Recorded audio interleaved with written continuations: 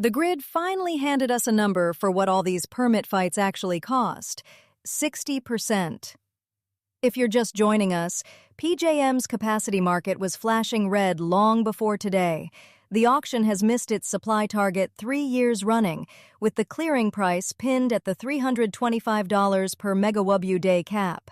The stress traces back to fast-rising load, AI data centers especially, and a generation pipeline that can't interconnect fast enough. This is the Data Center Daily. Today we're starting in New York, where 50 megawatts is the line. Texas is arguing over who pays, and Google says it has the biggest solar deal in the country.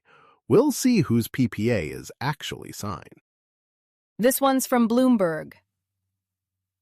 PJM Interconnection LLC, which serves 13 states and Washington, D.C., said Tuesday that its auction to procure power for the year starting June 2028 tied a $16.4 billion record set in late 2025. Data centers accounted for roughly $6.3 billion of that total, said Joseph Bowering, president of Monitoring Analytics, the grid's independent market monitor. PJM's 2028 auction cleared at a record-tying $16.4 billion, and the market monitor, Joe Bowering at Monitoring Analytics, puts $6.3 billion of that squarely on data centers. $6.3 billion. Add the 3 auctions before it, and Bowering says data centers have loaded almost $30 billion onto PJM ratepayers. That's the invoice landing. And it still fell 6.8 gigawatts short of reliability. Third straight auction missing the target. Record cost, and it still didn't buy enough power. Bowering's fix is the part I'd underline. Run a separate auction just for data centers, so the guy in Ohio who never asked for a server hall stops eating the difference.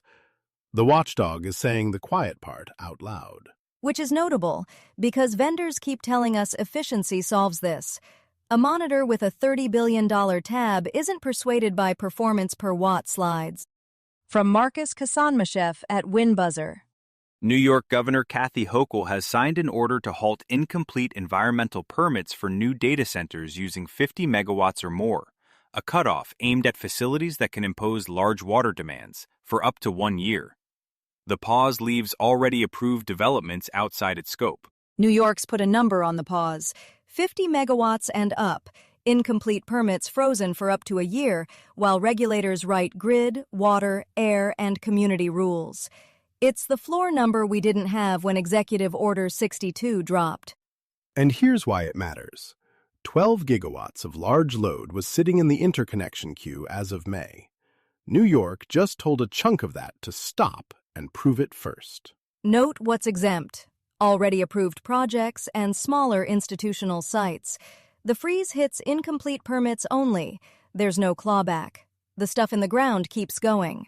Put it next to the 60% cost figure we just hit, and it's the other end of the same problem. PJM prices the gap. New York slams the door on new entrants while it writes the rulebook. And water quality is one of the 4 areas they're now required to define. Somebody's finally going to do the 2 billion-gallon arithmetic before the permit, not after. Mark Siegel over at ESG Today has the details. Google signed what ESG Today is calling the largest solar project in the U.S., and it lands the same morning PJM prints the 60% supply cost jump we opened with. Google's buying itself out of the grid cost exposure the rest of the queue is about to eat. Largest in the U.S. Great headline. Is the PPA signed and power flowing, or is this contracted someday capacity dressed up for a press cycle? ESG Today says signed. What I don't see is an in-service date or the term. Announced and energized are different animals. Right. And Google self-insuring against a 60% cost bump is fine for Google. The ratepayer in PJM territory doesn't get to sign a solar deal to opt out of that invoice. Here's Matt Bohms at Texas Energy and Power. The scale explains why. ERCOT estimates up to 110 gigawatts of new large loads could seek to connect over the next 5 years, more than double today's system peak of about 86 gigawatts. Before any of that generation arrives, about $37 billion in transmission costs are already baked into the system, pushing rates up roughly 3.5% a year for every customer. After that Bloomberg number, PJM supply costs up 60%, Texas is going the other direction. The Texas Energy Buyers Alliance walked in and said, "Charge us. Tie the transmission bill to our approved capacity." And the scale is why.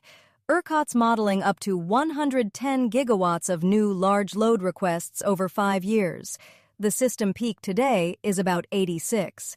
You're talking more than double before a single new generator shows up. And there's already $37 billion in transmission baked in, pushing rates up 3.5% a year for everyone, grandma included. The buyers group is at least saying the new demand should carry the new bill. One state freezes the door shut at 50 megawatts. Another tries to price the door correctly. Same week, opposite instincts. I'll take the tariff over the padlock. It's the statewide version of that Grimes County fight. Write the rulebook and hand out the incentive check in the same room. Only here, somebody actually proposed who pays.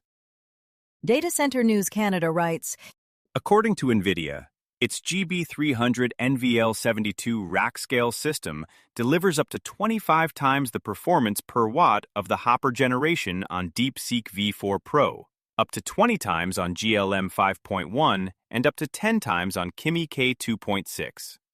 It attributed those gains to the move from an 8 GPU domain in Hopper systems to a 72 GPU rack scale design in Blackwell NVL72. Nvidia says its GB300 NVL72 rack does up to 25 times the performance per watt of Hopper on DeepSeek V4 Pro, 20 on GLM 5.1, 10 on Kimi K2.6. Nice benchmarks. The whole pitch is fixed power budgets, serve frontier models without blowing past electricity and cooling limits.